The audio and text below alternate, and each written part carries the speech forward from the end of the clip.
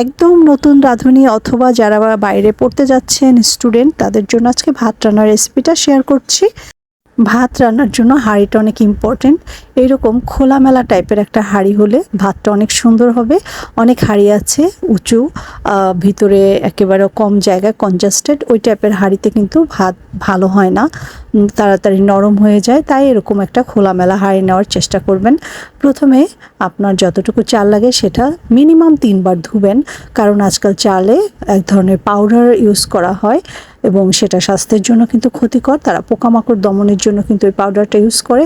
তো যাই হোক, 3 বার, পারলে আরও 2-1 বার বেশি করে চালটা ভালো করে ধুয়ে নেবেন। তারপরে হাঁড়িটা ভরে পানি দিবেন, অথবা আপনার চাল যা থাকবে তার থেকে আরও অনেক বেশি পানি দিবেন। দেখেন আমার এখানে 2 পট চাল, আমি এখানে হাঁড়িটা ভরেই পানি দিয়েছি।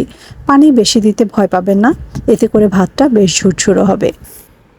শুরুর দিকে ঢাকা দিয়ে রাখতে পারেন তাড়াতাড়ি বলক আসার জন্য। তবে রান্নাঘর থেকে অন্য কোথাও গেলে বা যদি ভুলে যান, সেক্ষেত্রে না ঢাকা দিলেও চলবে।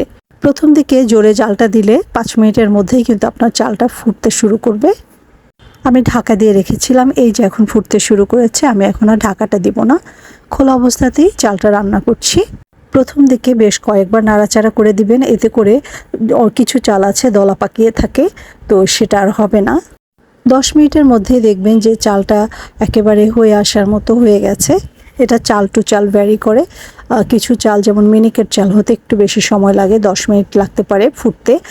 আর অনেক চাল আছে যেগুলো নাজের সার, এগুলো কিন্তু আরও অনেক তাড়াতাড়ি হয়ে যায়।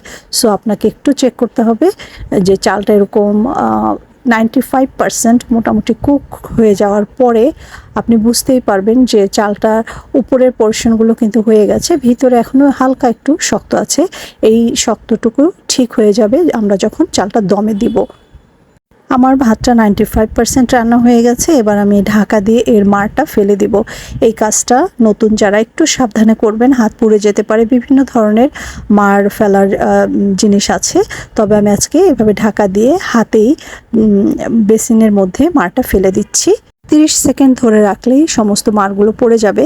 তারপরে আমি এটা মিডিয়াম আঁচে ঢাকা দিয়ে, এই হালকা হালকা ভিতরে পানি আছে এবং যে ভিজা ভিজা ভাবটা আছে, এটা আমি আরও 1 মিনিটের জন্য মিডিয়াম আঁচে চুলা ঢেকে রাখলাম।